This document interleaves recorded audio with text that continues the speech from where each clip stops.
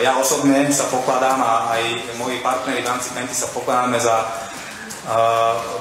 predstaviteľov myšlienkového prúdu, ktorý by sa dal voľne nazvať liberálny kapitalizmus. A tieto hodnoty, ktoré súvisia s liberálnym kapitalizmom, chceme vlastne podporovať a oni po našom vstupe do médií, opäť ten materiál je verejne dostupný, sme tieto hodnoty aj komunikovali aj na vydavateľa, aj na jednotlivé redakcie, sú obsiahnuté a sú súčasťou etického kódexu nášho vydavateľa a všetkých našich redakcií. Čiže to bol druhý dôvod, prečo sme vstúpili do médií. Jeho súčasťou sú jednak hodnoty, ktoré sa snažíme naprieč vlastne celou to vlastníckou štruktúrou, čiže aj my ako vlastník, aj vydavateľ, aj jednotlivé redakcie, tie redakcie sa prihlásili k tomu etickému kodexu, presadzovať pri informovaní verejnosti. A sú to hodnoty ako podpora demokratického systému na Slovensku, podpora ukotvenia v euroatlantických štruktúrach, podpora voľnej podnikateľskej súťaže, podpora súkromného sektora a tak ďalej a tak ďalej. To je otázka, čo sa týka vyložených nepravd, tak tá je komplexnejšia, lebo máme pravdu objektívnu a máme pravdu subjektívnu a nechcem to robiť ako filozofické prednášky, ale môj osobný názor bol ten, že žiaľ aj médiá, ktoré máme my v portfóliu, veľakrát pri informovaní verejnosti sklzávajú do veľmi tendenčného informovania až niekedy klamlivého informovania. Spôsobom vykonávame naše právomoci vo vzťahu k spoločnosťam, ktoré pôsobia v oblasti médií. Tak ako som spomínal, tá naša štruktúra je relatívne robustná v zmysle tom, že Penta vlastní cez niekoľko spoločností akcie v spoločnostiach, ktoré sú aktívne na mediálnom trhu. Je to predovšetkým vydavateľstvo Plus, vydavateľstvo dneska už teda volá sa to NMH, News and Media Holding, vydavateľstvo Trend, ktoré patrí do tohto holdingu. A sme aj menšinovým akcionárom, myslím, že náš podiel je okolo 40% vo vydavateľstve Petit Press, ktoré vydáva tituly známe pod značkou SME. Právomoci, respektíve prakticky, ten náš vzťah a výkon právomoci ako akcionára sa deje na niekoľkých úrovniach. Za prvé je to tá najvyššia úroveň prostredníctvom valných zhromaždení, čiže na valných zhromaždeniach schvaľujeme všetky kľúčové témy, respektíve venujeme sa všetkým kľúčovým oblastiam, ktoré sú dôležité pre podnikanie týchto médií. Následne zástupcovia, ktorí pracujú v našej spoločnosti, čiže v Pente, sú taktiež v dozorných orgánoch niektorých z týchto vydavateľstiev. Od médií, ktoré sú vyložené nekvalitné, až som to nazval tá ich spoločenská rola negatívna. Tam by som zaradil hlavne tzv. Konšpiračné médiá, napríklad portály ako sú Infovojna, Euroaktiv a ďalšie.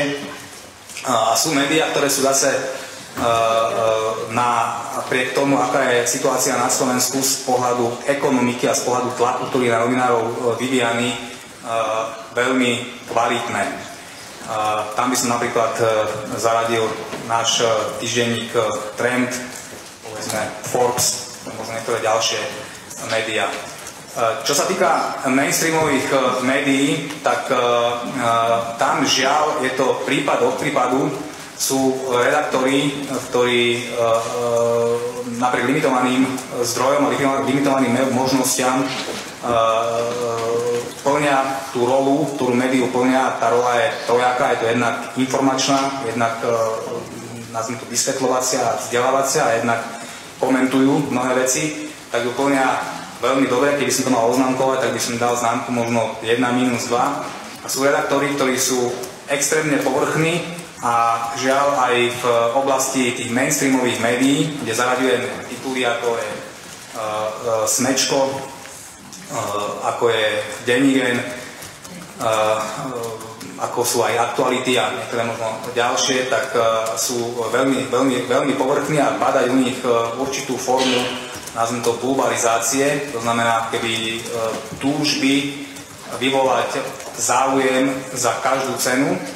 Opäť je to dané tým, z môjho názoru, tým tlakom, ktorý je na nich vytváraný, to znamená clickbaity, ktoré musia vyprodukovať na portáloch a počet informácií, ktoré musia poskytnúť a vlastne bojom o klienta a bojom o pozornosť toho klienta a tým pádom si myslím, že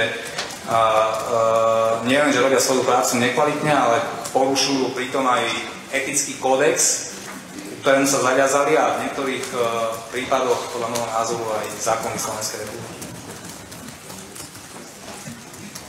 Pán Svedok,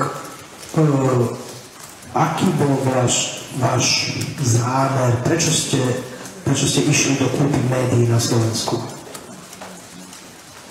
Ten zámer bol jednoduchý a zrejmý a tak sme aj komunikovali na verejnosť.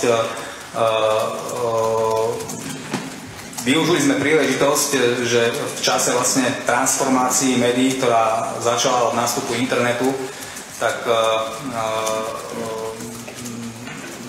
médiá sa dostali do situácie, keď sú pod určitým ekonomickým tlakom, jedná sa hlavne o printové a onlineové médiá a tým pádom aj zahraniční investori, ktorí pôsobili v tomto regióne, netýka sa iba Slovenska, týka sa to celej strednej a východnej Európy, prehodnocujú svoje priority a sústredujú sa na trhy, ktoré sú pre nich prioritné a jednak aj tá ekonomická nevyhnutnosť vlastne dospela k tomu, že muselo dojsť k určitej konsolidácii médií a tým pádom sme to my vnímali ako niečo, čo môže byť pre nás zaujímavé a to sa nám aj potvrdilo za tie, už bude 5 rokov, do médií sme vstúpili na konci roku 2014, kde médiá, ktoré patria do našej skupiny, tak z veľkej časti sa nám podarilo skonsolidovať trh aj na Slovensku, aj v Čechách v oblasti printových a onlineových médií a výrazným spôsobom zlepšiť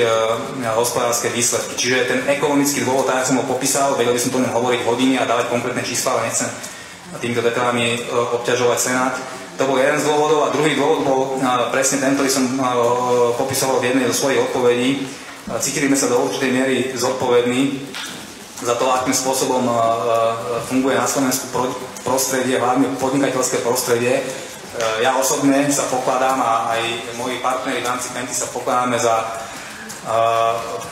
predstaviteľov myšlienkového prúdu, ktorý by sa dal voľne nazvať liberálny kapitalizmus. A tieto hodnoty, ktoré súvisia s liberálnym kapitalizmom, chceme vlastne podporovať a oni po našom vstupe do médií, opäť ten materiál je verejne dostupný, sme tieto hodnoty aj komunikovali aj na vydavateľa, aj na jednotlivé redakcie, sú obsiahnuté a sú súčasťou etického kódexu nášho vydavateľa a všetkých našich redakcií. Čiže to bol druhý dôvod, prečo sme vstúpili do médií.